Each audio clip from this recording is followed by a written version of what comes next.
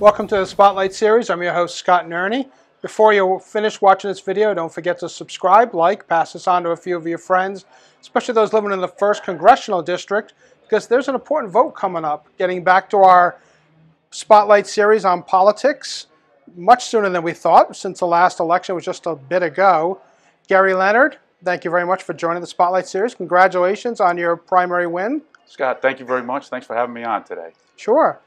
Before we start to talk politics and the issues of the country and as it relates to Rhode Island, tell us a little bit about yourself and your background. Sure. I am a 13th generation Rhode Islander.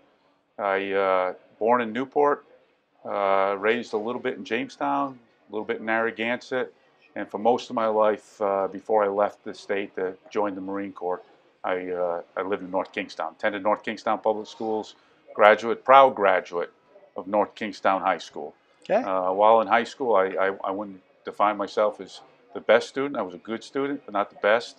I was more focused on playing basketball, football, and baseball, which I did while I was in the school. Parents are lifelong educators. I'm proud to say my mother was the 1989 Rhode Island Math Teacher of the Year. Wow. And she had the privilege of being one of 50 teachers across the country that got to go down to the White House and meet the president at the time, which was the first President Bush. My father's spent his life in education. His last job was he was a principal in an elementary school in North Scituate. And my sister, I'm very proud of my sister, and I'll call her my kid sister. She's 2 years younger than me, but she's a teacher at North Kingstown High School, and I'm proud to say that she is the winningest field hockey coach in Rhode Island interscholastic sports history. While she was the coach, she retired last year from coaching. She's still teaching, but I think she won 12 state championships. Wow! And she had a huge impact on the players on our team, but she's had a huge impact on that high school. So that's my family. That's where I'm from. I was a little bit of the black sheep. I didn't go. She didn't go into teaching. I didn't go into teaching, but what a lot of people might not be aware. Good leadership is also good teaching. And I like to say I spent 30 years teaching as well. So I've got 4 children, all adults. 2 were graduates of North Kingstown High School. They attended there while I was at the Naval War College as a student and also a professor. And 2 of my kids graduated from high school down in Bluffton, South Carolina. So that's my kids. My one's a nurse. The oldest is a nurse. Second one's getting her PhD in epidemiology over in Europe. Wow. My son's here with me right now. He's met him in the green room. He's in charge of the ground campaign here, doing a wonderful job. And then my youngest daughter, proud of her, she's an architect, interior designer down in New York City. Wow. So. And you mentioned you were in the service, so a lot of distinguished awards for leadership and commanding men in hard times and working through a lot of problems, which is a good experience I would think you would bring to the seat. Yeah, absolutely, and it was men and women. So I was proud to wear our nation's uniform and privileged to wear our nation's uniform for 30 years, and I absolutely had opportunities, quite frankly, to solve problems. That's what you do in leadership roles. You solve problems, you work with people, you motivate people, and you inspire people. And as you go further and further up the rank or the totem pole, and get more senior in rank, the problem sets change. The people don't. The problem sets change. The scale and scope changes. And I had plenty of opportunities to work with not just U.S. officers, but when I was in Afghanistan, I spent my time there working with 28 different coalition nations and my peers. And when you're working with your peers, it's one of the hardest leadership things. Sure. Is motivating your peers to compromise, come up with solutions that kind of work for all 28 nations, including the United States, to solve tactical and strategic problems.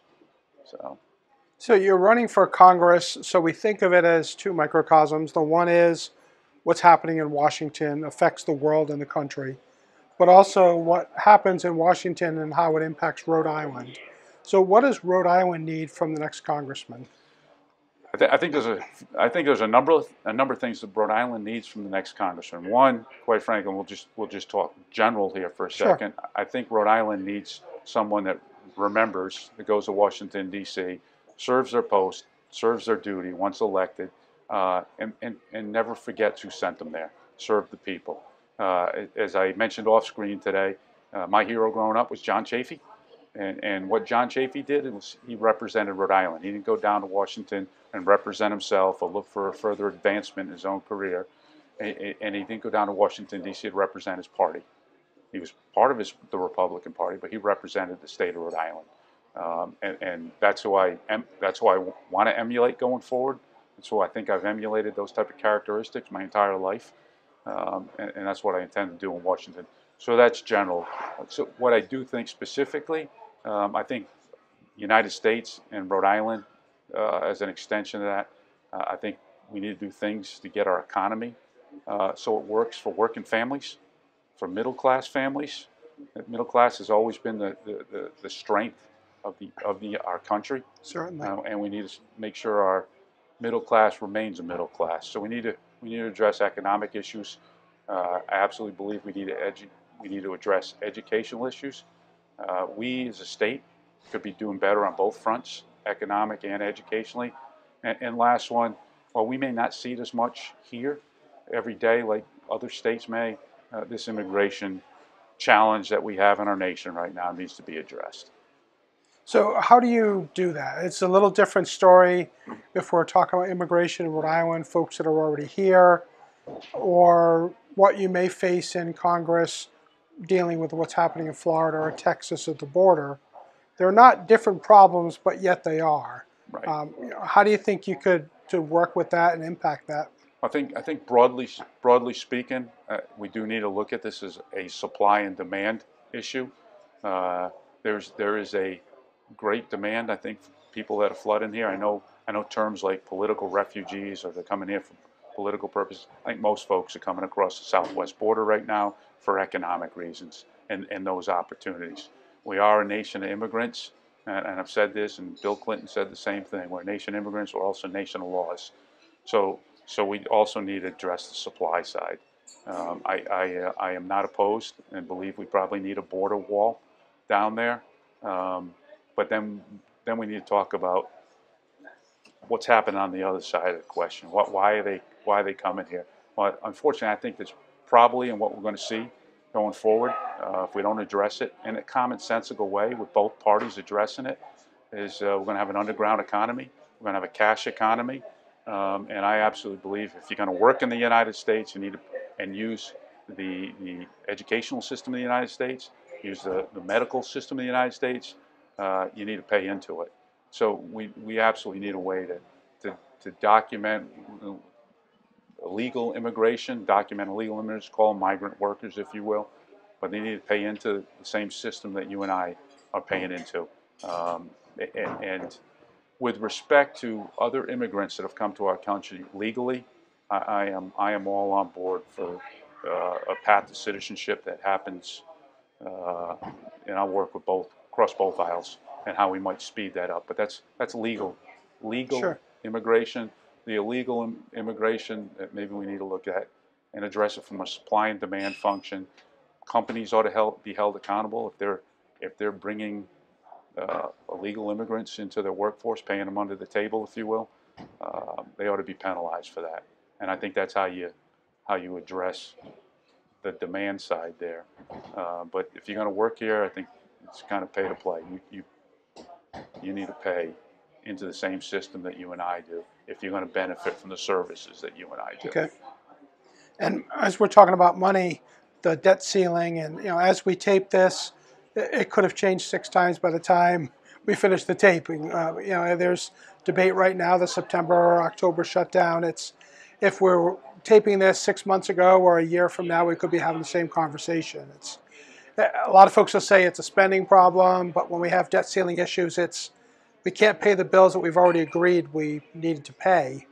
How do we stop this flux and power struggle at the same time? And let's be clear-eyed about this. It happens every year at this time. Yep. I've lived under that a number of times. In the service, It has yeah, and the it has pay a negative stops. effect on national security. Yeah. It stops training. It stops. You wonder, and a lot of folks may not be aware, but there's a lot of civilians that work in the in the Department of Defense. Um, a lot of times, what I was seeing, a lot of them would go home during that period of time, and we'd be scaled back. Defense spending or defense budget would be authorized to a certain degree, but not the whole thing with these continuing resolutions. So absolutely, um, we need to get away from this. Both parties, both parties have been doing this for far too long. So I think there's a couple things we ought to be doing. The first one, I think we ought to enact a law, or Congress ought to enact a rule that says to the effect that if with each budget, before that budget's approved, it needs to be below whatever the established debt ceiling is. And if you're going to increase that budget, that's going to affect the debt ceiling, then you increase the debt ceiling at the beginning of the cycle and not have this mid-year event that we just had this past June. And so that way it's a lot more transparent to the American public. That ought to be a law or a rule Congress puts in place. The second one, I am incredibly concerned about the fiscal stability of our country year to year, but in the long range, we can talk about debt later. But I think we need to have some type of commission on fiscal responsibility at the federal government level. We did that in 2010. The Simpson-Bowles, President Obama had the Simpson-Bowles Commission stood up. I think we need another commission. But I think this time it needs to be some type of law that says whatever the recommendations that come out of that commission are with respect to our federal spending, that no kid in each recommendation needs to have an up and down vote on. And I think what happened with the Simpson-Bowles Commission, a lot of good recommendations on how to get some fiscal restraint in the system, but didn't have any teeth. And we need to put teeth into that thing. And the last thing I would tell you, we absolutely need to follow the established budget process that exists in Congress right now. And we need to live by it. And every time we do one of these continuing resolutions, it's kind of a middle of the night thing decided by a few people. It's not transparent to you and I. That whole process needs to be accountable to the American people. And you do that by practicing, or no kidding, following what our constitutional process is for budgeting. I think it's important to follow what the average middle American is trying to do. When you send them, I have a friend who works for the government as a veterinarian, and he said, when they shut the government down, I go home. It's nice to have some time off, but it's unpaid. You may get it later, but you have to have that money saved up. It's not the way a company normally operates. And it's tough at the dinner table to have that conversation to say, I'm sorry, we can't go to this class, or I can't do this extra thing we were going to do because Dad's out of work right now. And the family just can't raise their debt limit. So I think it's, I'm really happy to hear that you want to take that same concern and way of thinking to Congress, because it needs to be done at the higher level. And I absolutely believe we need a commission stood up on fiscal like Don responsibility. Carcieri, the big audit starts Monday, right? We need to have the big audit, but those folks that are elected need to be held accountable with an up and down vote on the recommendations that come out of that, and it can't be hidden from the American public. Everything needs to be transparent. A lot of things to get to the floor go through committees. Some things die there, some things are born there. There's some great things that come out of them. There's so many committees in Congress, and I know being the quasi-interim new guy on the street filling someone's slot that had been there for a long time, you may not have the pick of the litter of committees, but what would you like? Coming in day two, when they come down the hall and say, hey, what would you like to be on? I think first of all, I think the good thing is Rhode Island sends a Republican down there with a Republican majority in the House. Sure. The odds of me getting in a commission on a committee that might benefit Rhode Island is probably a little bit better than someone that's in the minority party. And I think that's the bottom line. I think Rhode Islanders ought to remember that. Committees. So I think based on my background, I am best suited for the House Armed Services Committee. I was thinking that, yeah. And foreign policy, Veterans Affairs. It's my bailiwick. What I think is important in Rhode Island, though, and the person we send down there, and hopefully I'm privileged to be that person to represent the citizens of Rhode Island, and in the people's seat. And let's never forget that. This is the people's seat. If I'm fortunate enough to be that person, I'm privileged to do that. I think I need to be in the committees down there that'll affect Rhode Islanders the most. And where I see right now is our education system needs improved. I would love to be on the committee for education and the workforce. I also would like to be, because I think it would help and benefit Rhode Island, on the appropriations committee, specifically the subcommittee that deals with transportation, urban housing and urban development. I think that would benefit Rhode Island because we have a housing issue in this state, in the state of Rhode Island, and I think I could benefit there. And our education system right now, at the high end of the ceiling, is ranked 27th in the nation. At the low end, if you look at some publications, it's much lower than that. We could be doing a lot better for Rhode Islanders. I think specifically to education, we need more vocational training in this state, and I'd like to be in a position to be able to bring something that quite frankly, I think we need 2 more vocational schools, full-time vocational schools. You have Davies up in the northwest corner of the state. I think we need one down south, and I think we need one in the 1st district. And I think one of the reasons our manufacturing base hasn't grown. I left Rhode Island to join the Marine Corps, say 35 years ago, ballpark. We were ranked about 45, 46, 47th in the nation for a business environment. We're still ranked that. We haven't. The status quo that we have in Rhode Island hasn't moved the needle. And one of the things I think is we don't have, excuse me, we don't have the skilled labor here that we need. And I'll use the expression from the movie: if you build it, they'll come. What we need to build is the workforce, Right. and they'll come. And there's plenty of honorable, well-paying jobs in the vocational field. The electricians, the mechanical guys. As technology improves in our economy, if we've got the skilled labor and we've got that workforce, they'll come. And if they don't come immediately, at least we're arming our children, because I think this election isn't about you and I, it's about our grandkids and great-grandkids. But at least we're arming our children with the skill sets for the 21st century. And some of the skills, the old skills, still apply in the 21st century. Sure. You mentioned transportation, so let me ask you, one of the things that the country is attempting to do from sort of both parties is a look at hybrids and electric vehicles as a way to try to reduce emissions, carbon footprint, maybe lessen the price of gas if we're not using so much of it, and oil, and less of a stranglehold from that direction. The state of Texas looked at this, and they're obviously a humongous state with a lot of roads where people are using gas. And federally, I think it's 18.3% for federal excise tax on gasoline.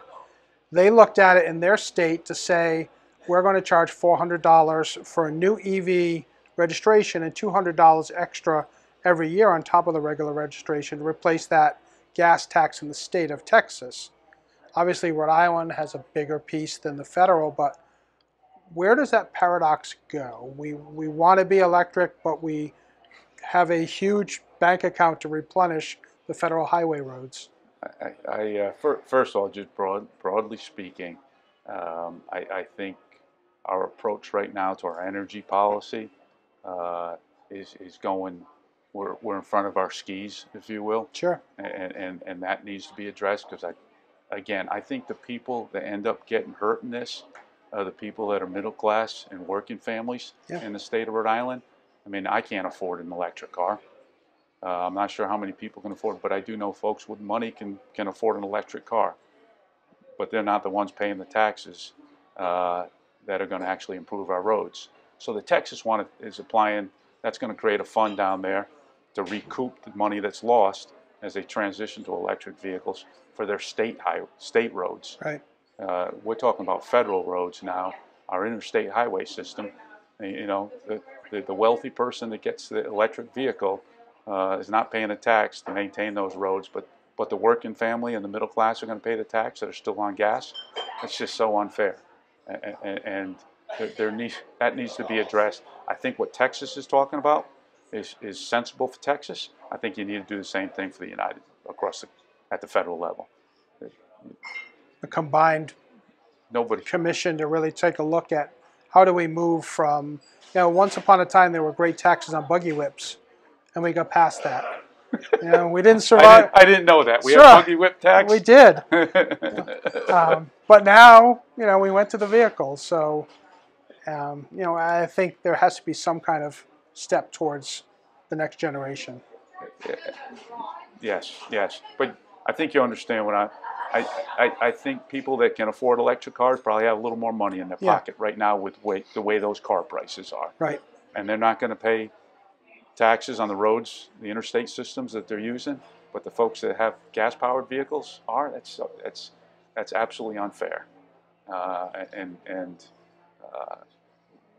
Our society, our country ought to be a system that's fair for everybody. Yeah. So you have a short window to go down, make an impression, get a lot of great things done, and then you're going to run again. What can you get done, or what doors do you think you can open for Rhode Island in Congress before you're sitting here again talking about what you've accomplished before running again? I first and foremost, education. I think it's the most important investment we make as a nation, is in the education of our children. And I mentioned the vocationals. I would like to bust my tail down there, excuse the expression, to figure out how to get some money back to Rhode Island and expand our vocational training.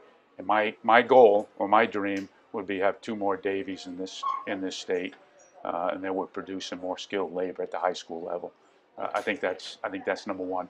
Second one, I talked about some of these budgetary reforms. I absolutely believe we can't keep spending, excuse the expression, like drunk sailors, and no offense to anybody that's a sailor, but it's an expression we used in the military. And I think some of those budgetary reforms I mentioned earlier in this program, we ought to address those. I also would tell you, I think we need to have some political reforms in this country. Running for serving the people of Rhode Island as an elected official ought to be a privilege, and you're serving those people. But it ought not to be a 40-year career. I will tell you, at 58 years old, on my 70th birthday, I want to hunt, fish, or golf. And to me, there needs to be a term limit on how long you serve for. To me, that's 5 terms. That's 10 years. That's plenty. And I also don't think our elected officials should be going to Washington and then catapulting themselves into a job as a lobbyist after that, either lobbies on the behalf of businesses back to the federal government, or lobbies on the behalf of worse foreign governments back to our government. So we need something that I think there needs to be a law in place that's off the table. You just don't do that.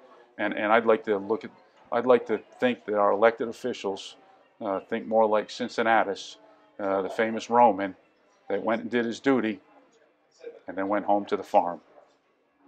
That's what our elected officials ought to be.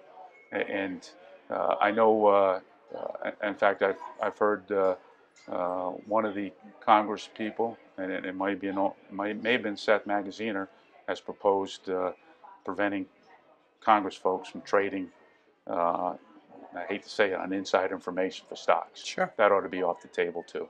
Those are political reforms that I think are needed in our country, and they can't happen fast enough. So I'd absolutely fight for that.